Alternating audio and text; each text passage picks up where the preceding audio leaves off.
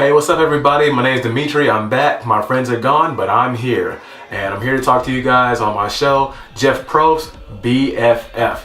Now, I told you guys I'm going to start giving you guys some content tonight after the show and not wait till the next day. So I'm going to do that. But before I get into anything, I'm going to go ahead and let you guys know something, okay? There's a nice little aha moment in here for me because I predicted that certain things would happen in this game tonight in the double episode, and guess what? It happened. So I'm gonna get to brag a little bit, okay?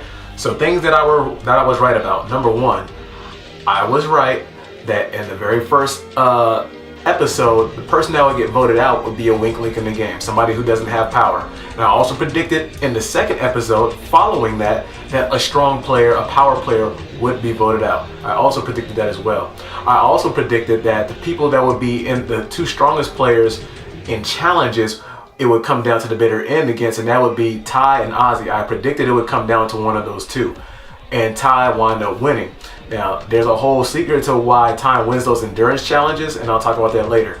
Okay, so, and I also predicted the person that would go home in the second episode, it will be between Debbie and Ozzy. Now, obviously, Debbie was not a part of the equation when it came to being voted out. I did say in a video that if Ozzy doesn't have that necklace after that immunity challenge, if he doesn't have it around his neck, he's gonna be in real trouble, right? And guess what? He was, and it came down to his elimination. I was wrong. Debbie was not part of the equation. Sarah was the wink link that was not voted out. Instead, it was Haley. I was also wrong about they did an endurance challenge. Is that 4? They did an endurance challenge twice, not once. They did it 2 endurance challenges in a row. So I was wrong about that. What I'm also noticing is that, you know, you guys are not into too much of my prediction stuff. So I'm gonna kind of calm down with that. I mean, I've uploaded 4 videos today, so you know, you guys like the topics. So I'm gonna keep feeding you guys more topics because there's already great podcasts to look at anyway, right? So I'm gonna still keep giving you guys that daily content, but we're gonna talk about certain pieces of the game that can help us evolve as we all continue on this journey called Survivor for us that want to be contestants in the future. What I'm gonna do here is I'm gonna break down the top 5 things that we can take away from this episode, things that need to be addressed, some small things. Some of them small, some of them not so small. But we're gonna go from a top 5 things that we can all learn from this episode.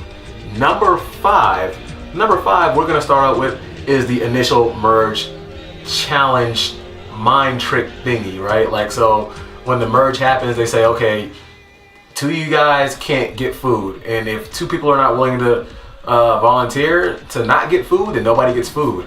To a lot of people, that probably comes off unfair. Here's why it's not. If you look at the history of Survivor, there was not a whole lot of food, okay? In the first couple of seasons of Survivor, you didn't have chickens in the beginning, all right? You didn't get a whole lot of reward challenges. You got them every so often. So the starvation in the earlier Survivors was way worse than now, where you get pretty much food right off the bat. And they make sure that you're in places where there's some kind of food available, right? So, you know, when people think, oh, it's not fair, they shouldn't do that. No, it's actually perfectly fair. There was plenty of reward challenges. There is more eating in Survivor now than it was in the past. That is for sure. Number 4, weak link players. What is a weak link player? A weak link player in Survivor Game Changers is different from any other Survivor. These are not really weak links. They're strong players. It's just that amongst Game Changer players, they're kind of at the bottom of the number still. One thing, you know, if you're somebody like me trying to get on the show, one thing you have to know is you have to have that sense when nobody's talking to you and people are walking away from you, that means the button is on you. You need to talk and deflect energy early and often. Now, the thing about Michaela and Haley coming down to that vote, it was Haley, thanks to Sari, obviously, and we'll get into Sari next. But the thing is, even though the negativity got deflected off Michaela, the thing about both of Michaela and Haley is something that I realized. They play their best games at Tribal Council. You have to do it pre-Tribal Council. That's when you make your moves. All the things Haley was saying at the end was right. But Haley, you gotta say that stuff before Tribal Council. Michaela, that goes for you too. I hope you watch some clips of Michael Vick so you can learn how to scramble, girl, because that's what you're gonna have to do. Because I'm rooting for you, Michaela. I'm just gonna go ahead and say that. Are you my predicted winner? No, but I'm still rooting for you though. So yeah, you know, gotta hustle, girl. You gotta hustle. Can't just wait on Sari to do it for you. But you've had a year to think about that. I'm pretty sure you know that already. But oh man. So yeah, if you know you're at the bottom of the numbers, Start talking early and often. Take it out of the book of Sandra, even Jeff Varner. Say what you want to say, but he went out swinging. That's the way you have to be, and you can save yourself if you do so. Now, coming in at number 3, we gotta talk about Cirie.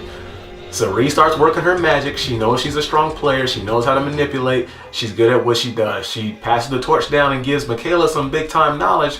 But then come for tribal, you see what Cirie did. Here's why what Cirie did was very smart. See, the thing is, you gotta be able to make moves, and you don't always need to take credit for a move all the time. So when she put Michaela down on her card that night, it made it seem as if like the whole deflection of energy off of Michaela onto Haley wasn't even her idea. So what it does is that makes it good for her because people are not targeting Cirie, and now Michaela trusts Cirie, and that's going to help her down if she makes it to the final 3. She knows she's got to vote with Michaela.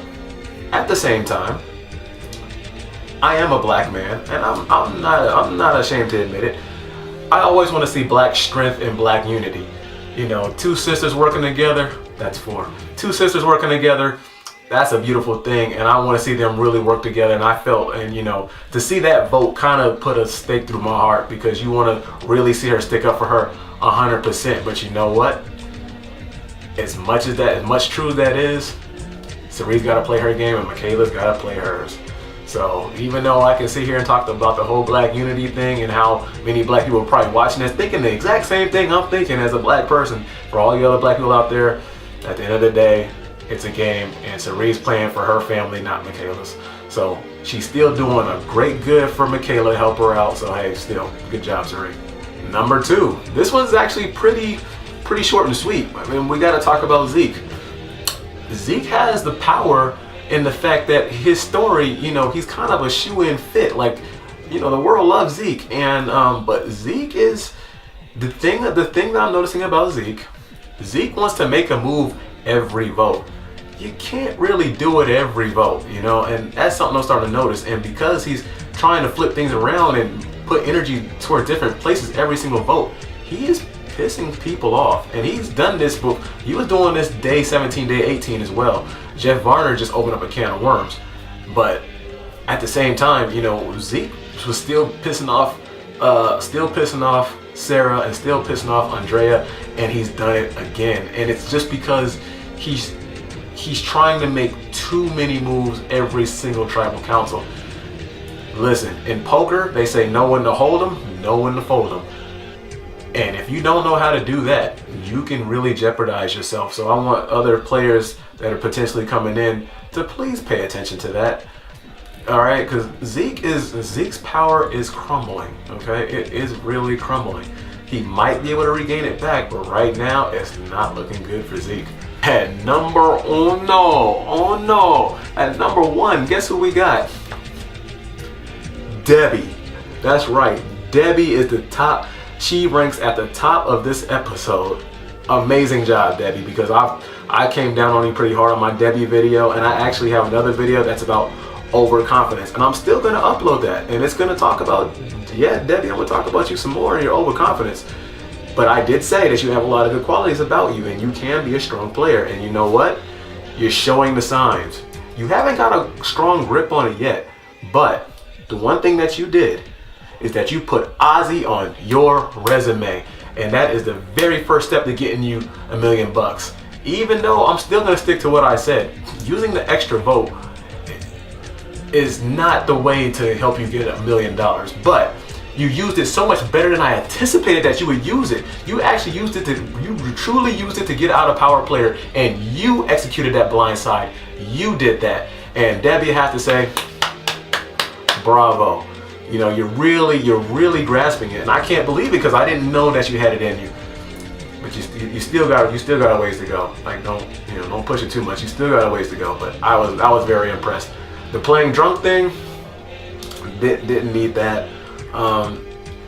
Yeah, you didn't need that, but yeah, taking advantage of the situation, you probably would have been better. It would have been better in your favor that you took out Zeke. But here's the thing, and I said this before, that blindsiding Zeke would be the perfect thing to do. That was also another prediction of mine, by the way. But it was better to get Ozzy, because that was solely on you. Everybody, there was a lot of people that were trying to take out Zeke. you went for Ozzy. And once you planned that idea, it made sense. Nobody had talked about Ozzy that whole entire time. It was pretty much on Zeke and other players, but and you brought up Ozzy, and bam, right?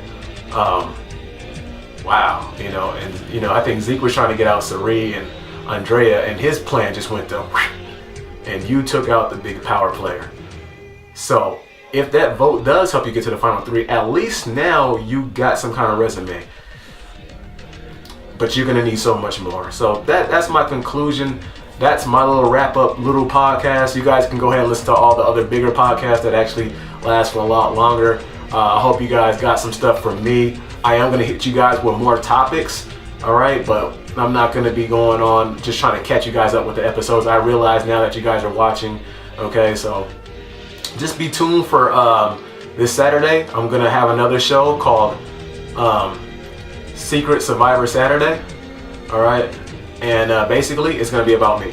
So now I'm gonna start talking about myself and the things that I've gone through in my life and start spinning my story, all right, on Saturday, and telling you guys more about myself and why I feel like I can be a survivor and why I feel like I should be deserving of a chance, okay? And I'm gonna be doing that for a lot of Saturdays, right? Because it takes a long time to get on that show.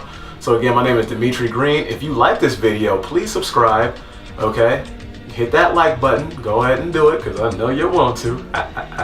No, but seriously, go ahead and, hey guys, feed me ideas that you guys want to talk about. Because like I said, I'm talking about Survivor every day, not just, on podcast night, every day, okay? So, let's keep in touch, especially all you guys on Reddit, all right? Let's keep in touch, all right? See you guys later.